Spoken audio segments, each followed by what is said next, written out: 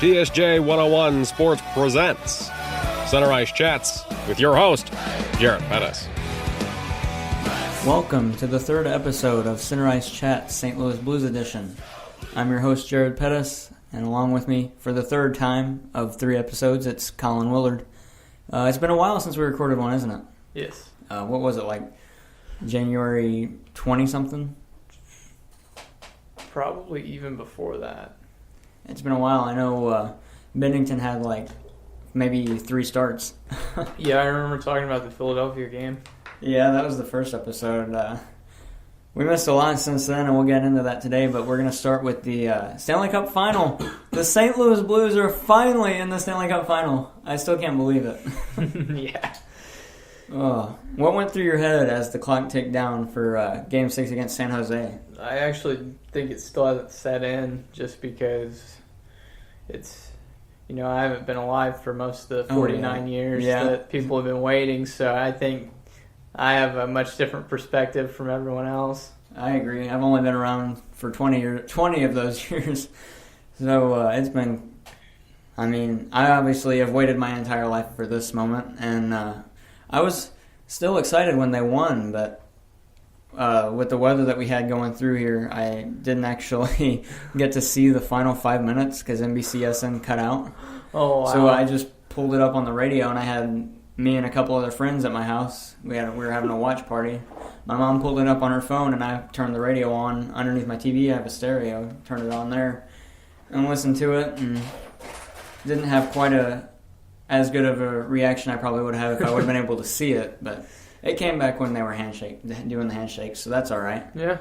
But, man, I'd like to talk to a fan that's been around for the entire 52 years of the Blues and ask them how this feels for them. I know for me it's exciting, but like you said, it hasn't set in for you yet, really, and I don't think it will for me until maybe the third period of tomorrow's Game 1. Oh, yeah, same for me. I don't know. Maybe until one team lifts the cup, it won't really set in. Yeah, hopefully it's the Blues, because I was talking to my girlfriend the other day. If it goes to Game 7 and we lose in overtime, I'm going to be so upset for literally the entire summer. I probably won't ever be happy. Your whole life. My whole life, yeah. Obviously I'll be happy, but it'll still be down there. I'll be upset about it, Yeah. But, let's get into that preview. Each team has scored the same amount of goals in every single period. I saw that throughout the playoffs. Let me pull that up real fast. So here's a tweet by Jim Thomas of the St. Louis Post-Dispatch. He's the Blues beat writer.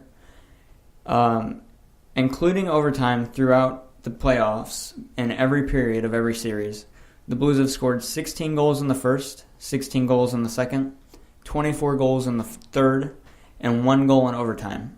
Now, if you look at Boston has scored 16 goals in the first, 16 goals in the second, 24 goals in the third, and 1 overtime goal. So these teams offensively are basically identical.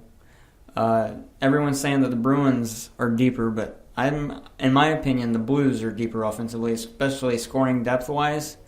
We're getting so much scoring from our fourth line, and Boston's not. They're getting some scoring from their fourth line, but they're not getting near as much scoring from their fourth line. And I know their first line is scoring way more, but the way the Blues have played on the road, I think that is going to determine the outcome of the series. What do you think? I think so too, because Bruins have home ice. So, looking at a lot of games in Boston, most likely. Yeah, 4 of them. Yeah. If it goes 7, hopefully 3, because I'd like to win in 6. I don't think the Blues can win in 4. Well, I'm actually thinking that there's like a Russian nesting doll thing going on with the sweeps. So I think since Bruins swept the Hurricanes and the Hurricanes swept the Islanders and the Islanders swept the Penguins, that it'll probably work out to where the Blues sweep the Bruins. I would enjoy seeing that, and I have one of my friends from Chicago actually posted in one of the group chats we're in that if the Blues sweep the Bruins, he'll buy one of those ugly 1980s trumpet jerseys that they never wore, wow. and he'll wear it to a Blackhawks Blues game that we go to next year. Where can you even find one of those? I think people are selling them on eBay. When we went to the game during the first series against Winnipeg, a couple guys leaving the arena in front of us were wearing two of those jerseys. Oh, wow. My girlfriend was like, "Those are sexy jerseys," and I was like, "No, they're not." Yeah. So that was something to see, because I've never seen anyone in those jerseys. Yeah, I didn't know that they actually existed. I thought they were just a myth. Yeah, same. It's like I think the Kings wore jerseys, or didn't wear jerseys, but had jerseys that were like, it was like a lion, and it had a King helmet, or the King logo on top of it. Yeah, the Burger King jerseys, yeah. I don't know if they ever wore those, but those are just as bad, if not worse. Check on that. All right, so if you look at the Boston Bruins, their points leader for this postseason is Brad Marchand. He's got 18. He has 7 goals, and 11 assists, tied for Torrey Krug for the assist lead. Patrice Bergeron leads Boston with goals in 8. Their top line of Bergeron, Marchand, and Pasternak is it's 6th, 7th, and 8th, I believe, in league goal scoring.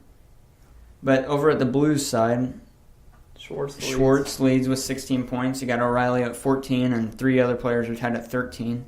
Schwartz leads in goals with 12. He's 2, I believe, behind Logan Couture for the league playoff lead. And he's 1 away from Brett Hull, tying the St. Louis Blues franchise record for 13 goals set by Brett Hull. Perron's got 6 goals, and ahead of him is Tarasenko with 8. That's second and third. O'Reilly and Pietrangelo are tied with 11 assists, and then Colton Parayko's got 10, and he has come out of nowhere in these playoffs, I believe. I mean, I knew he was a good defenseman. I did not think he was this good this early in his career.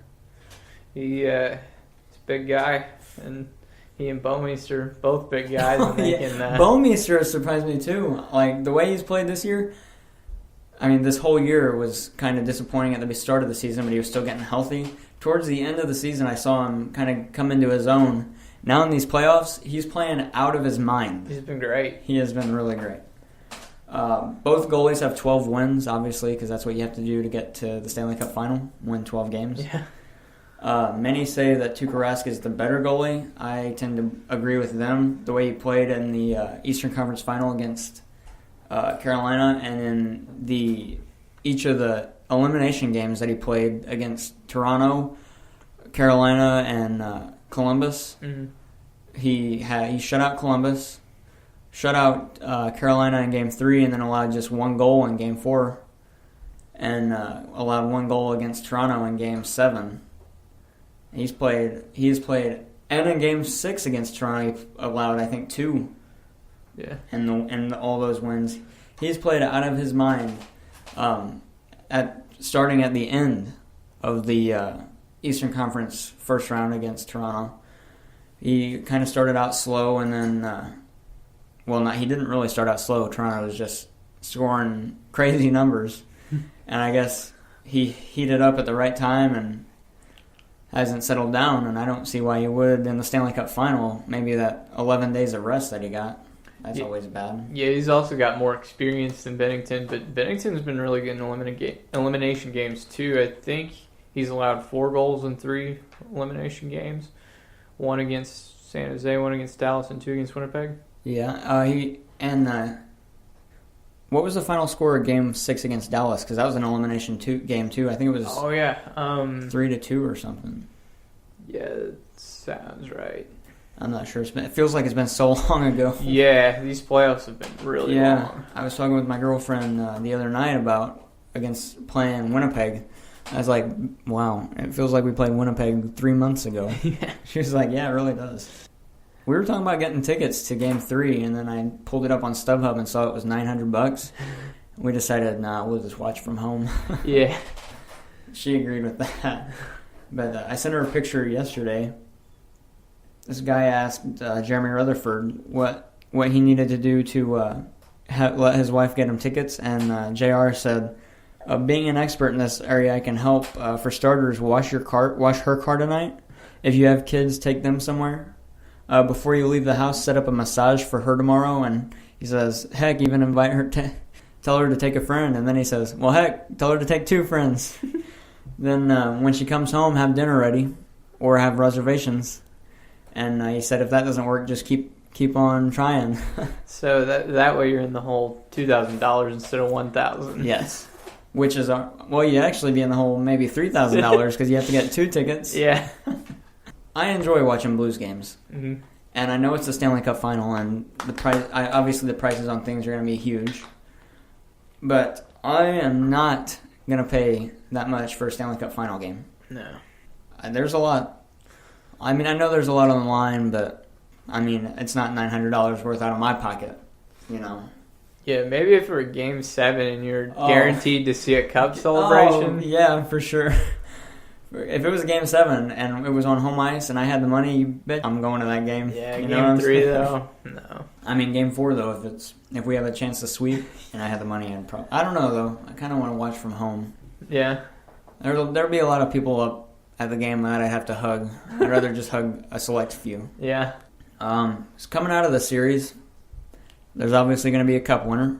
Mm-hmm. Do we want to make our predictions now or at the end of this video? Or end of this recording? I haven't decided yet. We'll go at the end of this recording. Okay. I've decided, but I know it's probably not going to be correct. I've only predicted one correct playoff game limit out of all these playoffs, and it was not even the Blues.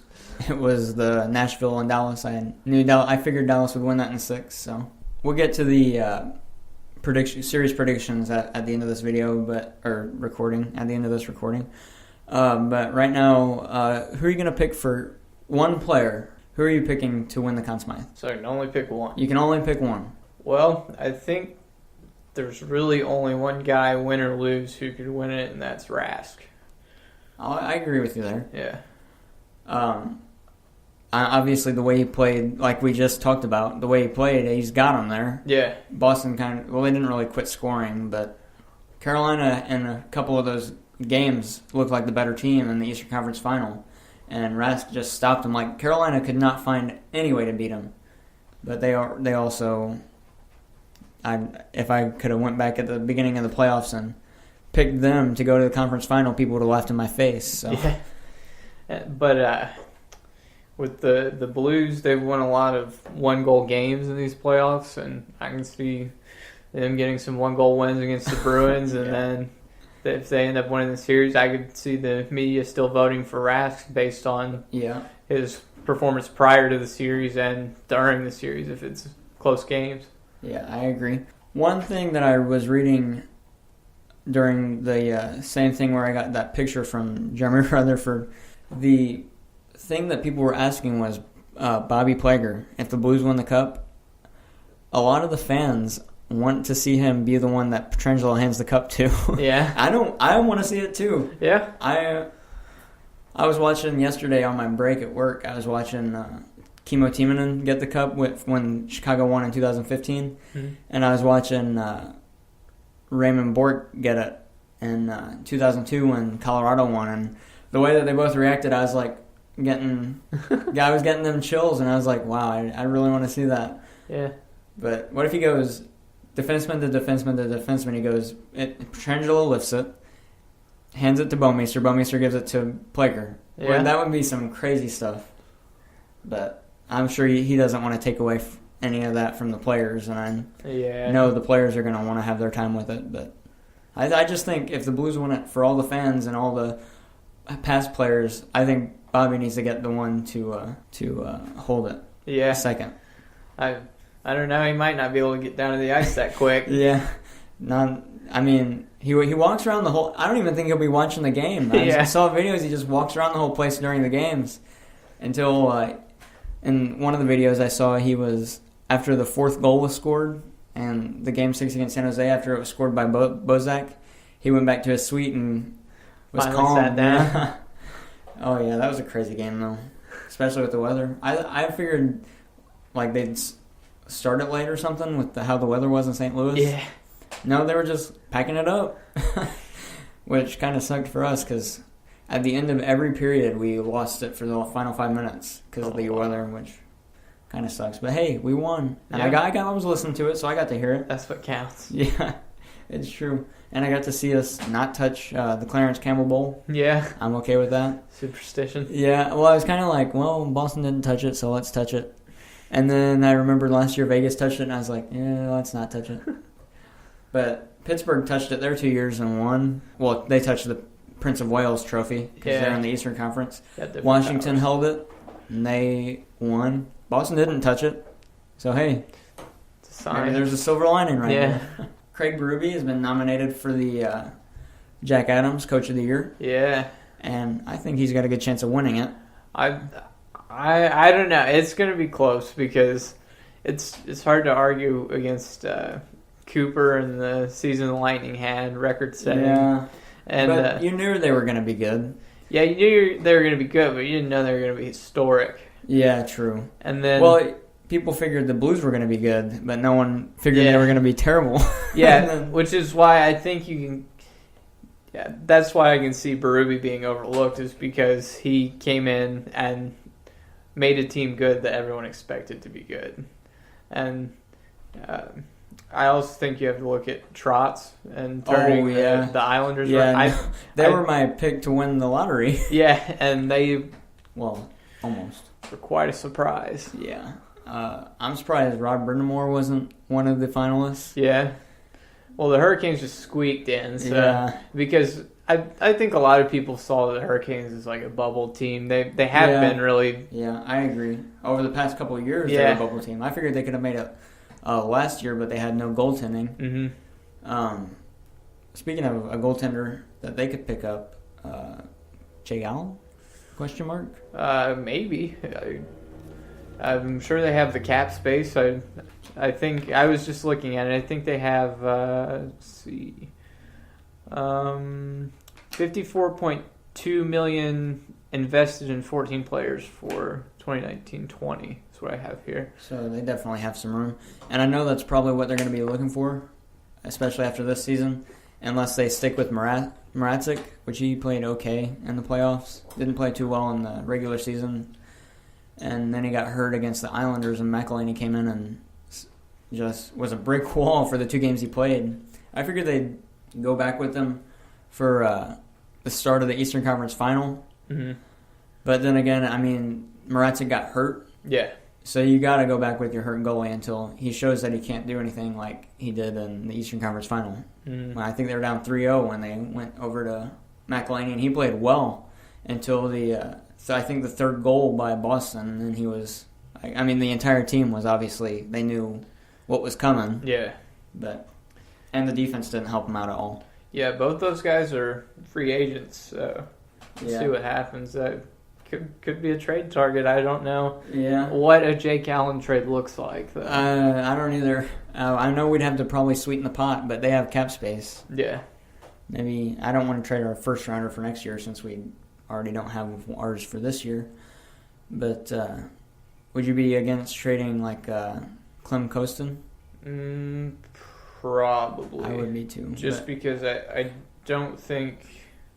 I wouldn't want to trade him, but if it gets Allen off the books, I don't know. Power to it. The Allen situation is that bad at the moment, though. Yeah. Like, if it becomes urgent, maybe you consider that, but... As of right now, I don't think the cap situation is what's so the cap bad. situation for the Blues next year? Almost $19 million in cap space. And they need to re-sign... Bennington, Blais. Maroon, Barbashev, Fabry, Sanford, Sundqvist. I don't think Sanford's coming back. No. Edmondson's the other big one. Yeah. We need to get him locked down. Yeah. Because after Bouwmeester's gone, he's going to be the one, him and Dunn. But Dunn's got a couple more years. Yeah. As long as we keep room for Thomas, because I want Thomas, when we have to sign him, I want an 8-year deal for however much it costs, because he's going to be good. Yeah. He's not up until... 2021. Yeah, 2 years from now. Mm-hmm. Yeah, he's gonna be quite a good little player. Oof. I mean, the start of this season, I was excited about how Robert Thomas and Jordan Kyrou would be, but Kyrou didn't really produce at the NHL level. Went down to the AHL and played really well, and I think that's what he needed for this year. Yeah. Robert Thomas, though, the way he played at the end of the season, I knew he was going to be good. And then he's probably one of the most clutch players that the Blues have had in the second round. Mm-hmm. The way he played in the Game 6 against Dallas and Game 7, before Game 7, it was on May 7th, I was like, well, I feel like Pat Maroon is going to have a big night tonight. I thought he had 2 goals. That first one that Dunn scored could have been Maroon's. It was close, maybe missed by half an inch. He's had a few of those. Yeah. And then when Robert Thomas shot it, I'm just glad that Maroon tapped it in, because as soon as his shot hit the post, I was going crazy. I was running all throughout the house. So I would not have had a voice if that didn't go in. It was crazy. He played. I know he's probably dinged up a little. He hasn't been practicing, he hasn't been skating in the morning skates with the team. But he's been working out, just not full blast and stuff. And Vince Dunn today actually practiced with a full cage, or yesterday practiced with a cage, and today he had just a metal piece a glass, I guess plastic piece like what Pavelski was wearing against Vegas when he got, I guess, fell to the ice for the 5-minute Cody Eakin penalty. Yeah, that's both of the San Jose Sharks things that I mentioned, the hand pass and the if we would have lost because of the lost the series because of the hand pass, I don't know how upset. I don't know how I would have reacted. I already lost my voice when it happened.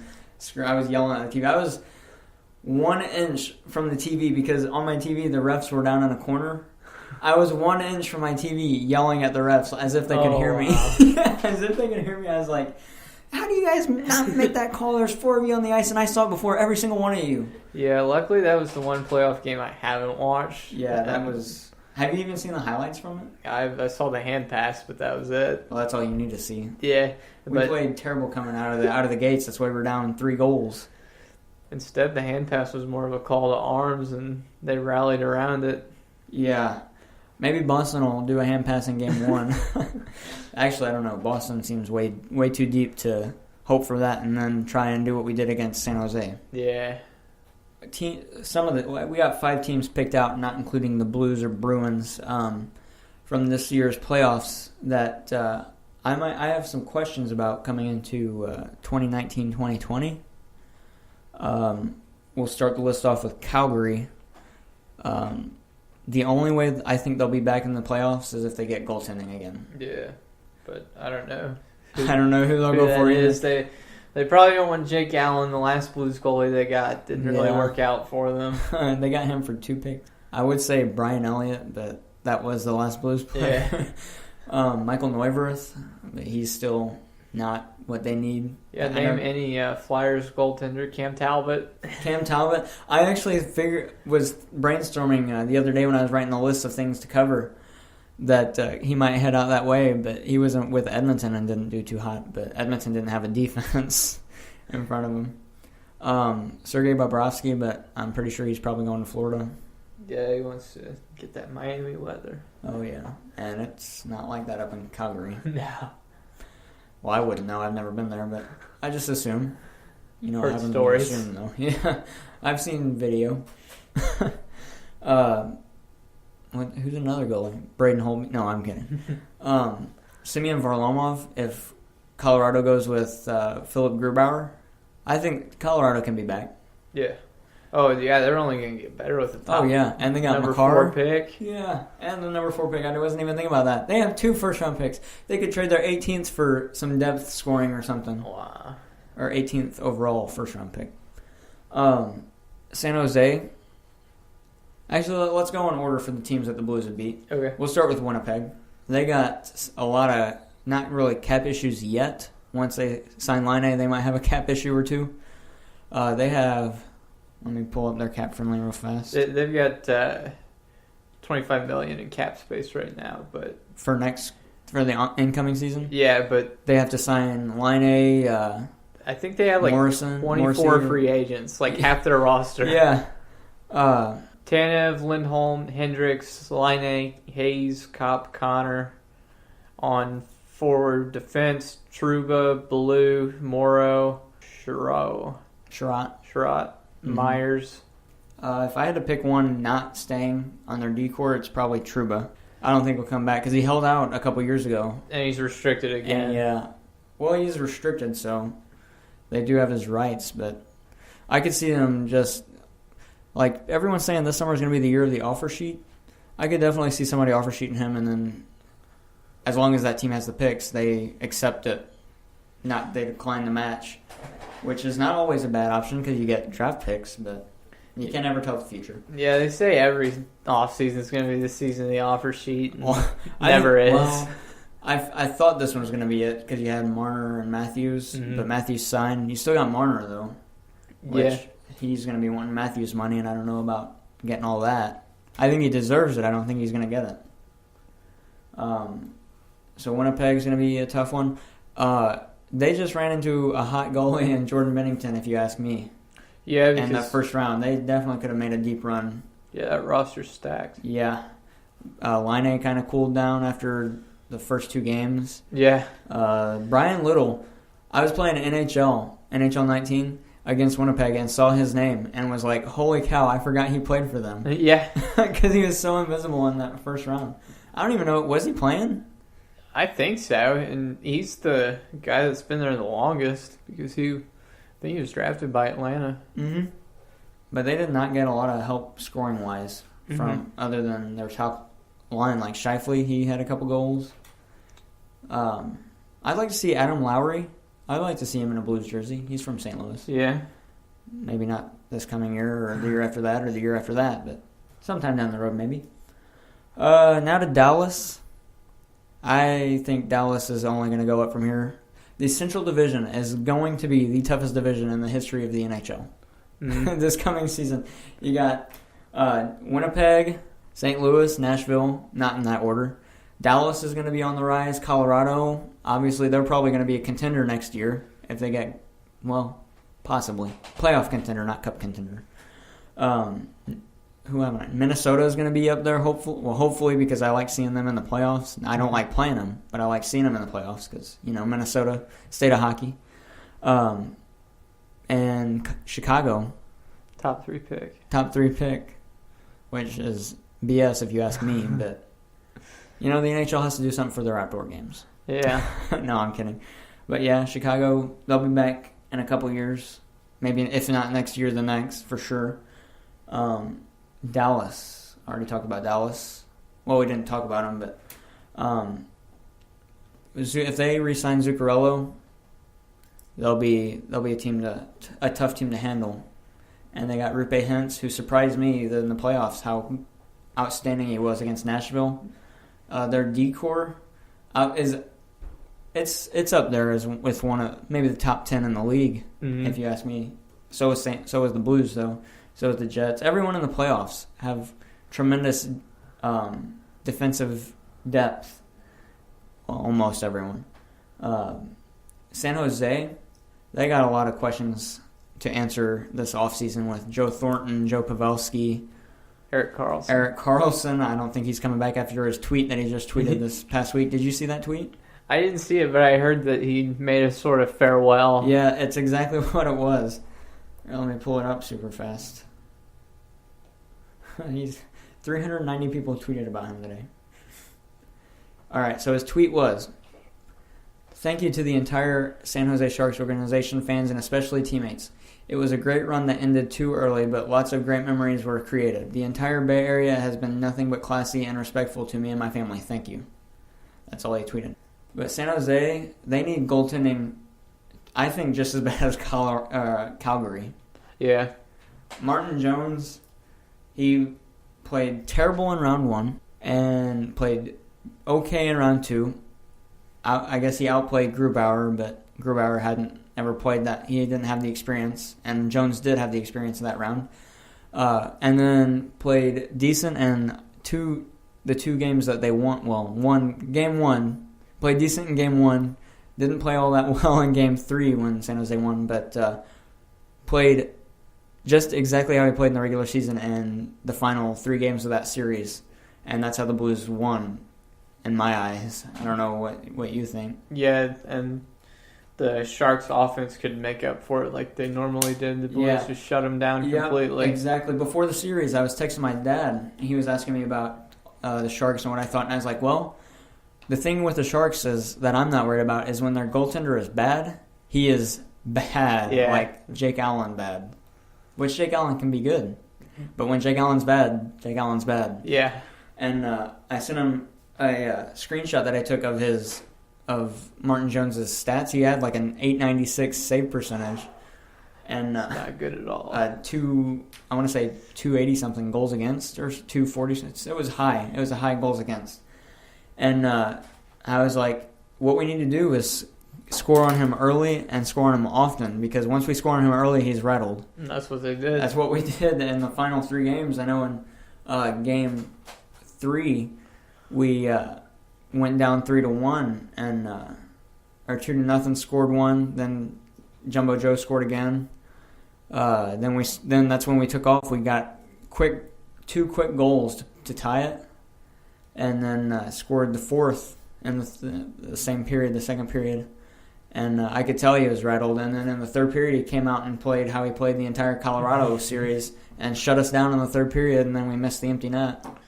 We missed the empty net because they scored with a little over a minute to play, or a little under a minute maybe. I don't even remember. It feels like it was so long ago. Like I said, I didn't watch that one. Yeah. Well, you didn't miss much. You just missed 9 goals. Yeah. 8 that counted and 1 that shouldn't have.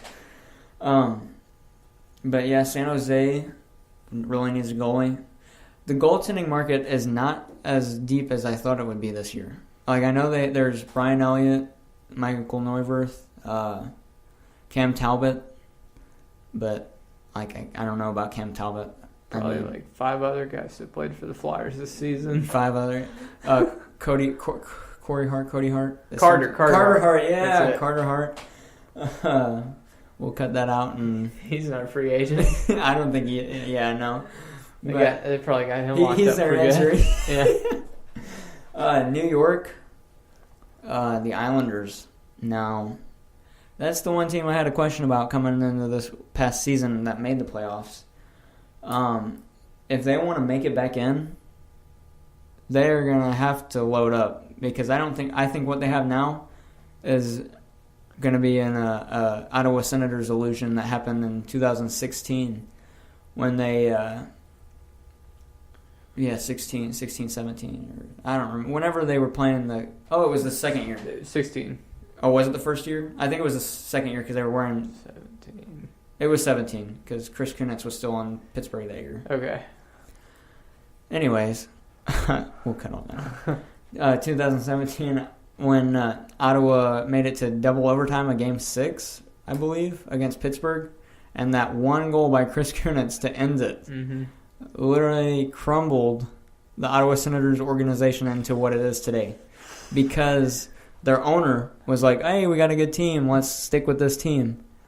And I think everyone in hockey knew that they did not have that good of a team. Yeah. And then, so they stuck with the team that they had, made a trade for Matt Duchene, missed the playoffs, and now they don't have the what should be the first overall pick, but what is the 4th overall pick.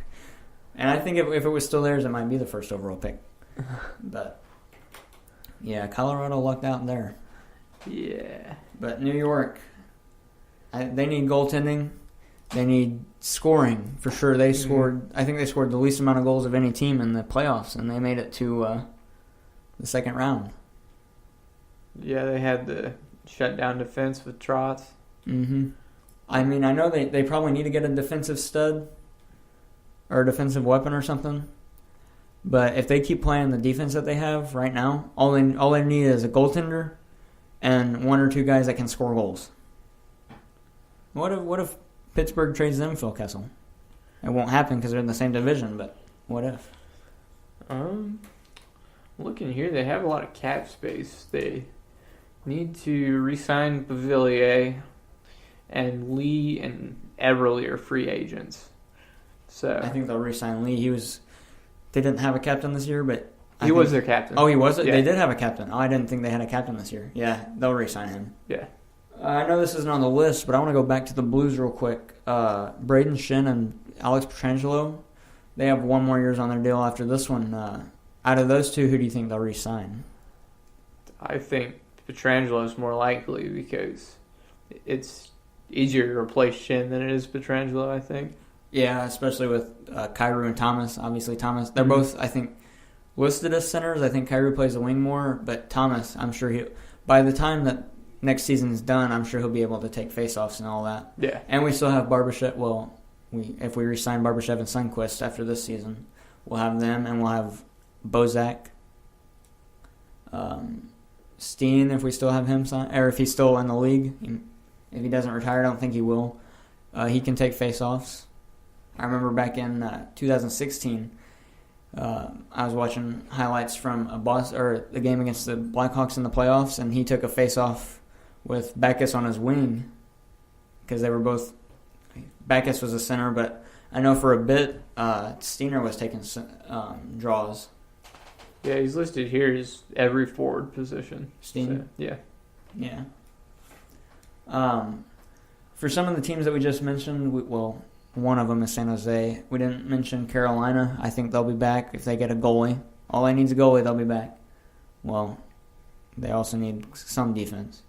Dallas, talked about them. Do you want to start with Williams, Thornton, or Spezza? Doesn't matter. We'll start with Justin Williams.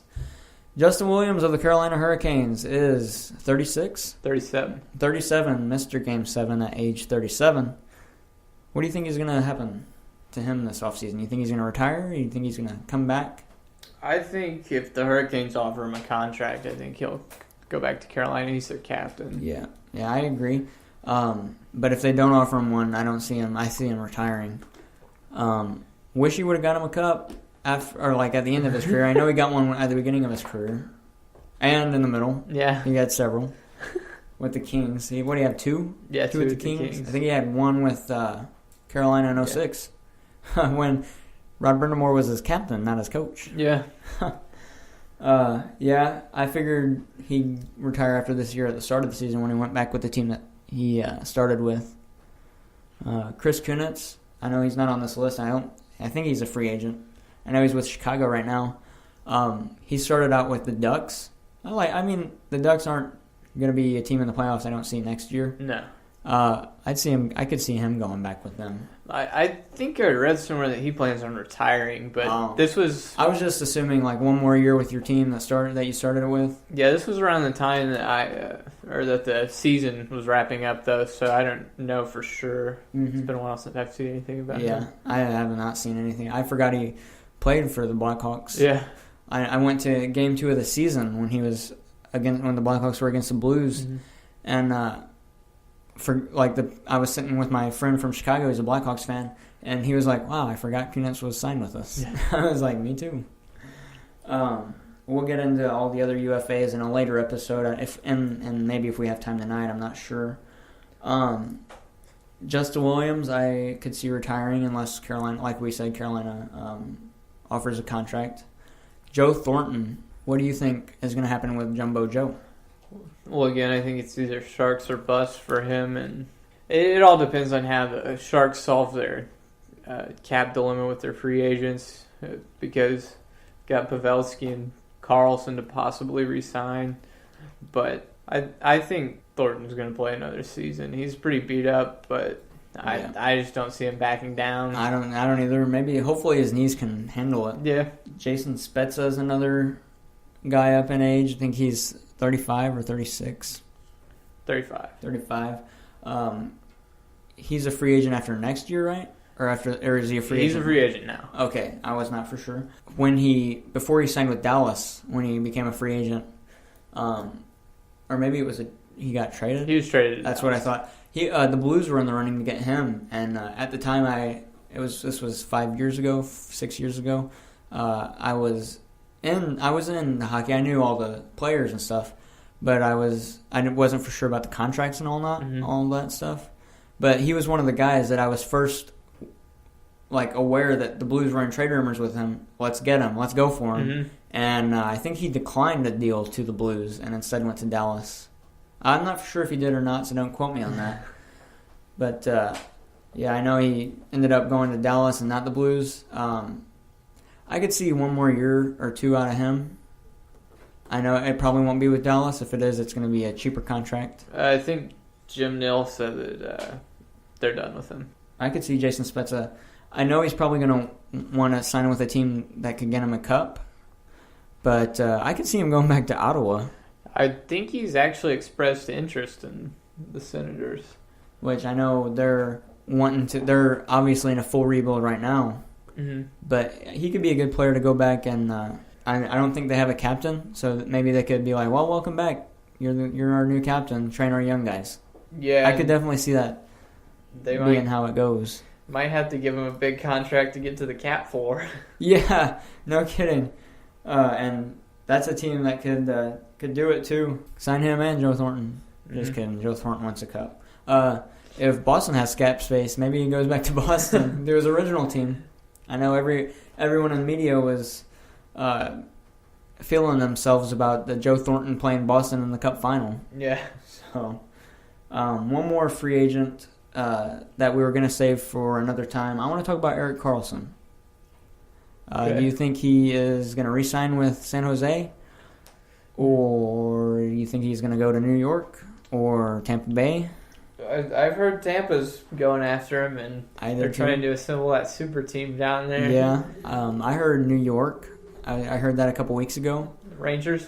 Yeah, the Rangers. I also heard Panarin could go there, but I'm pretty sure he's going to go down to Florida with Joel Quenneville, which we missed from our last episode. Oh, yeah. Joel Quenneville coaching the Florida Panthers now. That's going to be exciting. Wish the Blues could have got him, but the way the Blues played under Berube, I'm glad we didn't go after Quenneville. Man, maybe we did. Maybe he just said no. Yeah. But I think we were waiting until the end of the season, and now we're playing into June. Game 4 will actually be June 3rd. Game 3 is June 1st for the Stanley Cup Final. I think Erik Karlsson is gone, the tweet that we talked about. Yeah. Joe Thornton, I also think will be gone if the Sharks sign Joe Pavelski. You don't think he's going to take any sort of discount? I mean, he might, but we saw that from Marleau. Marleau, yeah. We saw that Patrick Marleau did not take a pay cut, and I'm sure that's why he left. But they said this on either the Steve Dangle podcast that I listened to or 31 Thoughts, that everyone that signs in San Jose takes, compared to what they want, take pay cuts. Or compared to what they're projected to get, they take pay cuts. If you look at Evander Kane, when they re-signed him, I know he took a couple mil off. Joe Thornton, a couple years ago, took a couple off, and that's why Patrick Marleau didn't, and that's why I think that he left, because San Jose was like, well, you're not going to take what we're giving you, so hit the road. But, yeah, San Jose's got a lot to think about this offseason. I'm sure a lot of teams do. A lot of teams need goaltending, and that's all they need.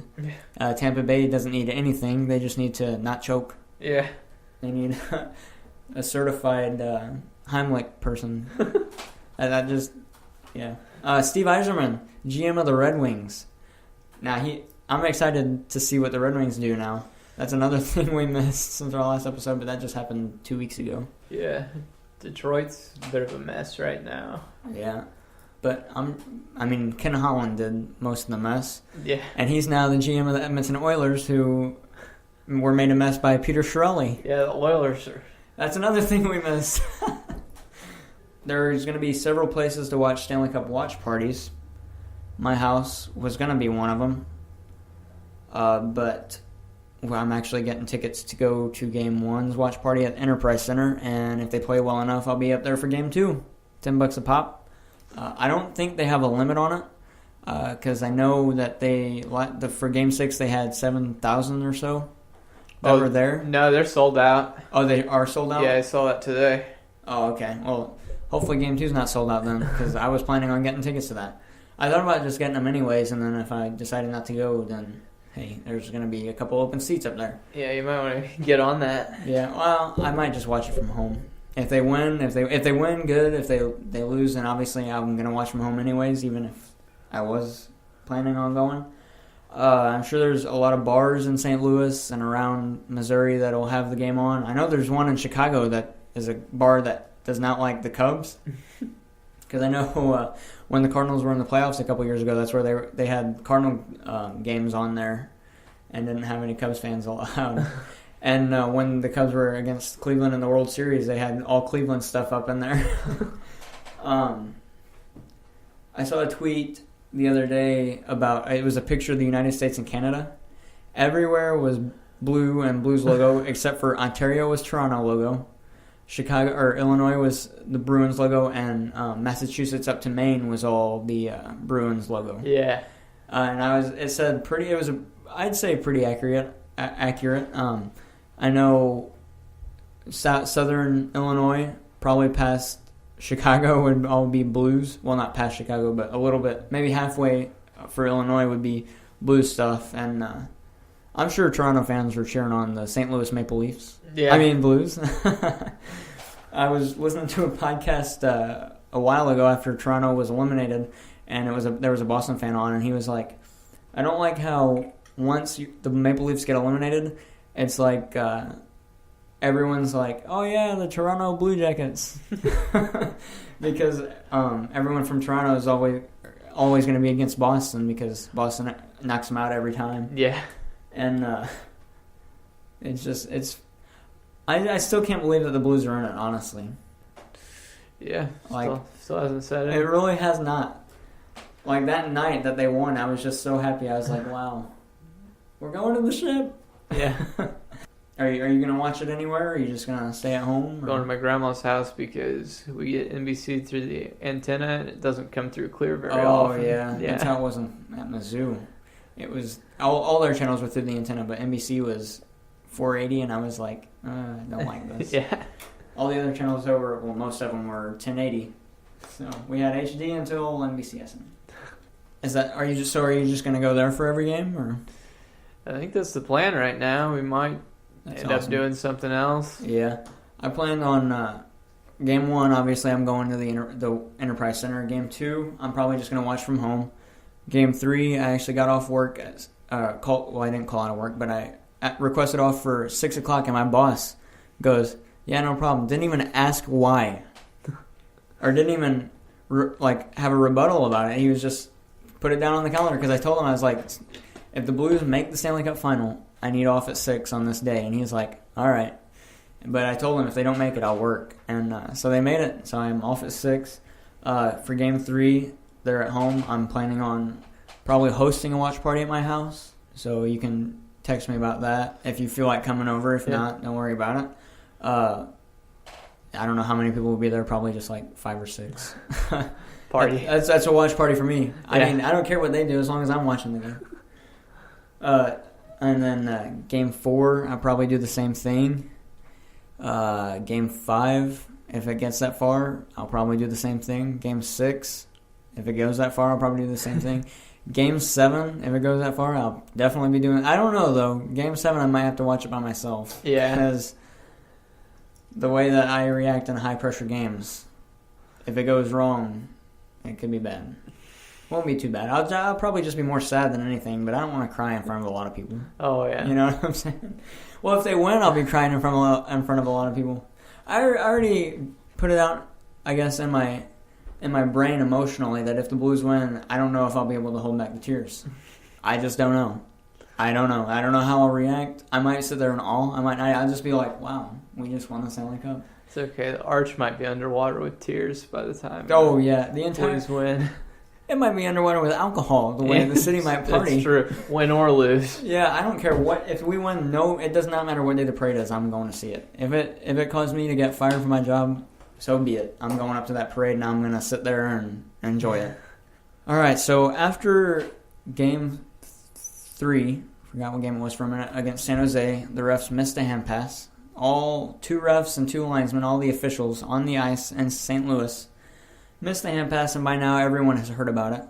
But I want to give my take on what I think the officiating positions like where the officials are should be for the playoffs from this point on. Mm-hmm. Like, I think they should start this on the Stanley Cup Final tomorrow, which they won't. And then I want to see if you have a take on it. Okay. So for the regular season, I think I tweeted this. I think they should keep the officiating traditional, which is traditional with quotations, 2 refs, 2 linesmen on the ice. If you ask anyone else, they would agree with that. Yeah. Because I've had conversations with it on Twitter about it on Twitter. And then in the playoffs, I think the NHL should do what the MLB does: add 2 officials. Don't add them on the ice because there's obviously barely any room with 2 referees out there anyways. Yeah. I think they should add 1 in the press box on TVs, like being able to watch all the angles, like the Situation Room. Mm-hmm. But if they do this for the playoffs, then they wouldn't need well, I guess they maybe wouldn't still need the Situation Room. But and then add 1 down in the penalty box where the timekeepers sit 1 in there with them. That way you have 1 in the sky, an eye in the sky that's already looking at all the things. He can phone down to the 1 in the box, and then the 1 in the box can sound the horn if it's like a goal, an illegal goal. Mm-hmm. Can sound the horn that the Situation Room does. Or once a stop and play occurs and a ref missed a penalty or something, like, I don't know about the missing penalties, could in between plays be like, you missed that penalty, you need to call it now. But I don't think they should be able to call it if they don't see it, you know what I'm saying? But like, I just want to, that way they can review more after goals. That's basically all I want it for, the goals. Mm-hmm. Like, and people were talking about if they review every goal, like the NFL does, review every touchdown, how far back do you go? And I was thinking 2 to 3 passes at most. Because the 2 to 3 passes, that's hand pass to Erik Karlsson, goal. That's 2 passes. Mm-hmm. And that's usually, I mean, stuff happens on those passes, on a lot of passes. But if you go back 5, then that's too long. Like, because you could go pass out of the zone, pass across the ice, pass into the zone, pass goal. Yeah. That would be 5 passes. That's too many passes. You could go from one end of the ice all the way up to the goal in 5 passes. Which you could do that with 2 or 3, but that ensure 2 or 3, and mostly for like maybe 95% of goals, ensures that it's in the zone. Yeah, it's kind of like reviewing offside for something that happened a minute and a half ago. It doesn't make sense. Like, I know it was a zone entry a minute and a half ago. I think that's the cap. If it's any farther than that, then I would say like 30-second cap, because you've got 30 seconds to do something about them entering the zone, you know? Yeah, true. I think they should change the offside review rule. We saw it in Game 7 of San Jose and Colorado. Yeah. Gabriel Landeskog, he admitted it was his fault, and yes, he should have changed faster. But like Don Cherry said, there has got to be somebody on that door opening that door for him. Mm-hmm. He should not be a tired player reaching over the boards trying to get the door open when he's the captain of the team. But he was not involved in the play at all. And if you zoom in closely, you can barely tell that he's offsides. Like, it might be half a millimeter. Yeah. And I don't think there was enough evidence to overrule it. Obviously, they didn't decide to overrule it. But I think, if you ask me, there needs to be a little tiny, like maybe 3-foot circle on the blue line, or not on the blue line, next to the door that the player can be in and not be deemed offsides if he's changing. And he can't touch the puck if he's in that making a line change. It's like a little lacrosse box. Mm-hmm. But I also think they need to get the doors on the neutral zone side of the blue line. That way you don't have to worry about people changing on the offside side. On the, you know what I'm talking about? Yeah. I know Adam Wilde on the Steve Dangle podcast wanted the blue line, the lacrosse box. I mean, I'm all for it. The puck can go through it, and it's not interfering with play. Mm-hmm. And if a player is in that little, whatever it is, if they make a box or a little like crease-looking area, if the puck hits the player changing, I don't think should be dead. If there's like a dump in and he's changing, obviously, I mean, maybe you call it offsides then. Mm-hmm. Like, if it hits him, call it offsides. But if he's just changing and the puck's not even close to him, and they're like entering the zone, but he's over there, don't even call it. Don't even have the challenge. Like, I mean, I know it's an advantage, and every team in the entire league would have done the same thing against Colorado. And I know if San Jose would have been on the opposite side of it, Colorado would have done it to them. But I just think if he's making a change and his back is to the play, don't worry about him.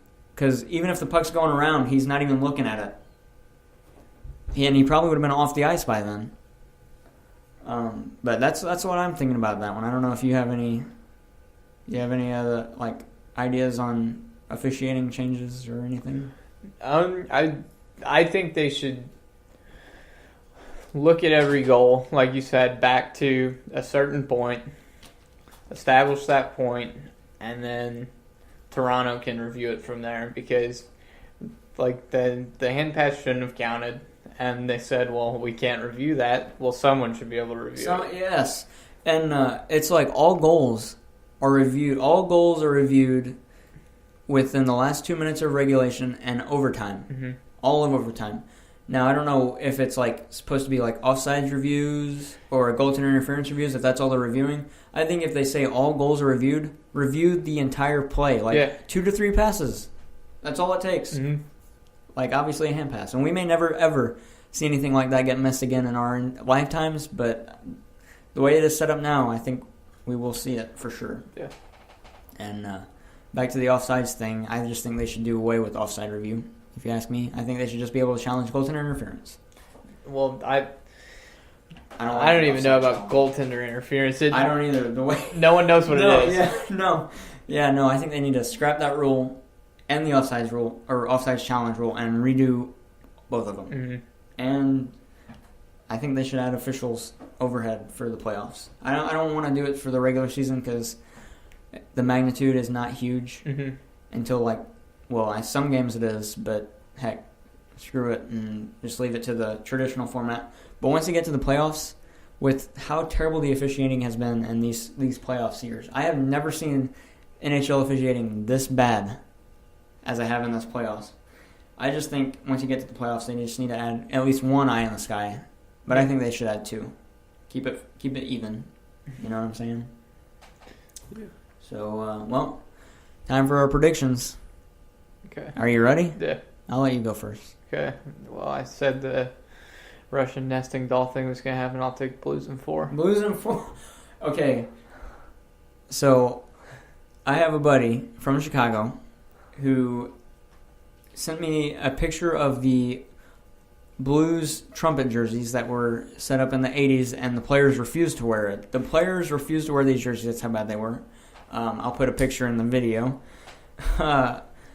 He told me if the Blues sweep Boston, he will buy that jersey and wear it to the next Blackhawks Blues game that we go to. And I told him that's fine. Because he predicted that Toronto and New York, I'm pretty sure Toronto and the Islanders would be his East final. Mm-hmm. And I told him if he was right there, I'd buy a Blackhawks jersey and wear it. And so I guess I won that bet because that's not what it was. Yeah. So you picked Blues in 4. I think if the Blues, I don't care what game it is. If the Blues win, I just hope it's 4 or 6. I'm going to pick Blues in 6. That way it's at home. Oh yeah. But hey, if the Blues can win it in 5, you best believe I'm going to be going for the Blues to win it in 5. I'm not going to be cheering for the Blues. Let's go Bruins. Let's win. So that way the Blues can win in 6. No, if the Blues have a chance to win it in 5, you best believe I'm going to be going for them Blues in 5. But right now I'm going to sit tight with my Blues in 6.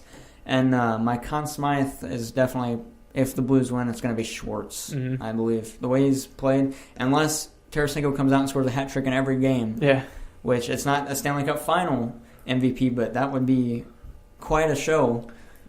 It's a toss-up between Schwartz and Binnington, but like you said, Binnington hasn't been the deciding factor in most of the games. He's been a deciding factor in some of them, yes, but Schwartz, once he caught fire, he is 2 hat tricks. I mean, how do you not pick him if the Blues win? Yeah. But yeah, if the Blues lose, I'm definitely going to say Marchand or Rask. But I'm picking Blues in 6. You got Blues in 4. Leave a comment on this YouTube video for your predictions.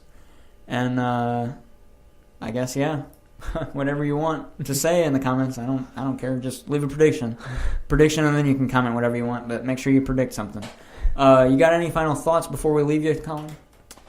No. I think we pretty much extended everything. Hopefully we'll have another video during the finals, maybe next week if we're not busy, maybe the week after if we're not busy. I mean, they'll be going on until June 12th, so if we don't have one by then, well, we don't have one by then. Yeah. In the next episode, though, we are going to discuss the upcoming free agents and maybe a little bit about the draft and possible trade targets, possibly. I don't have the agenda set yet, so if you want us to cover something, leave a comment. So, yeah, make sure you... I'm just going to go. I'm not going to say anything. All right. Let's go Blues! This has been Center Ice Chats presented by TSJ 101 Sports, where sports meets common sense.